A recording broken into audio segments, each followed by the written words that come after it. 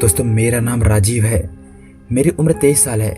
मैं रात के शिफ्ट में काम करने वाला एक कैब ड्राइवर हूँ। रात में सड़कों पर सफ़र करना, अनजान चेहरों को उनकी मंजिल तक छोड़ना, यही मेरी रोजी रोटी थी।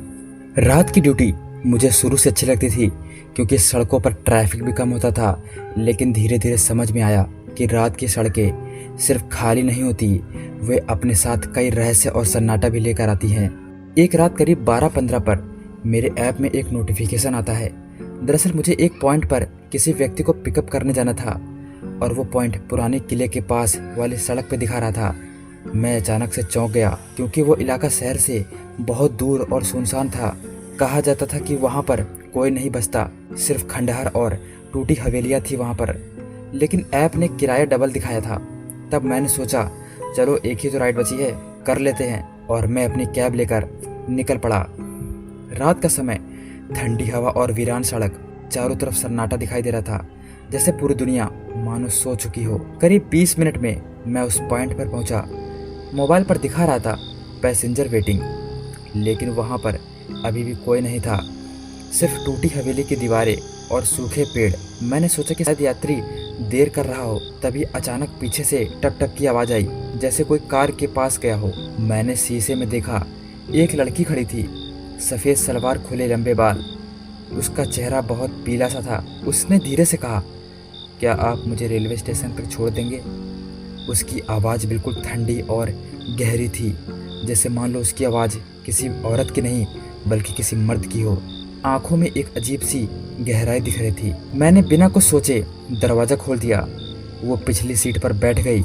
मैंने जीपीएस चालू किया। लोकेशन रेलवे स्टेशन की तरफ दिख रही थी, लगभग 15 किलोमीटर। लेकिन अजीब बात यह थी कि जैसे ही मैं गाड़ी चलाना शुरू किया, तापमान अचानक से गिर गया।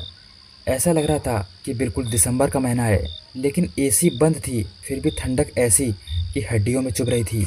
पीछे शीशे में मैंने जब देखा तो लड़की बिना पलक झपकाए बाहर अंधेरे की ओर देख रही थी। उसके होंठ धीरे धीरे हिल रहे थे, जैसे वह अपने आप से कुछ बात कर रही हो। मैंने हिम्मत जुटाकर पूछा, मैडम, इतनी रात को आप यहाँ पर अकेली क्या कर रही थी? तभी उसने धीरे से कहा, मुझे घर जाना था, लेकिन कोई लेने नहीं आया। तब मैंने पूछा, मैडम आप रहती कहाँ हैं? उसने मेरी आंखों में देखते हुए फुसफुसाया, अब कहीं नहीं रहती हूँ, जहाँ मिल जाए वहाँ रह लेती हूँ। मेरे पूरे शरीर में झुरझुरी दौड़ गई। जीपीएस बार बार घूमने लगा, कभी दिखाता सीधे जाओ और कभी दिखाता बाएं मुड़ जाओ। मैं घबरा गया। लड़की अचानक बोली, आपको रास्ता पता है ना, सीधे चलते रहिए। उसकी आवाज़ में इतना अजीब दबाव था कि मैंने बिना सवाल किए एक्सीलेटर दबा दिया। लेकिन तभी मैंने देखा, हम जिस सड़क पर जा रहे थे वो बिल्कुल वीरान थी। दोनों ओर सिर्फ जंगल और टूटी फूटी झोपड़ियाँ दिखाई दे रही थी। रेलवे स्टेशन का मानो दूर दूर तक कोई नामो निशान नहीं था। अचानक गाड़ी झटके से रुक जाती है, इंजन बंद हो जाता है। मैंने पीछे पलट कर देखा, लड़की वहाँ पर नहीं थी। अब मेरी हालत ख़राब हो जाती है। मैं हक्का बक्का रह जाता हूँ। दरवाजे सभी बंद थे, खिड़कियाँ भी ऊपर थी, तो फिर लड़की कैसे गायब हो सकती है? अचानक मेरी बाईं ओर शीशे से उसका चेहरा दिखा, बिल्कुल करीब से। उसकी आंखें लाल और डरावनी थी। वो चीखते हुए बोली, मुझे घर क्यों नहीं पहुँचाया? मैं काफ़ी ज़्यादा डर गया था। मैंने काँपते हाथों से तुरंत गाड़ी स्टार्ट करने की कोशिश की। इंजन कई बार स्टार्ट होकर बंद हो जा रहा था, फिर अचानक से चल पड़ा। मैंने तेज़ी से एक्सीलेटर दबाया और बिना पीछे देखे मैं वहाँ से निकल पड़ा। करीब आधे घंटे के बाद मैं शहर की रोशनी में पहुँच गया। उस रात के बाद मैंने उस इलाके से कभी राइड नहीं ली, पर आज भी कभी कभी जब देर रात में कैब चलाता हूँ तो रियर व्यू मिरर में मुझे लगता है कि कोई पीछे बैठा है।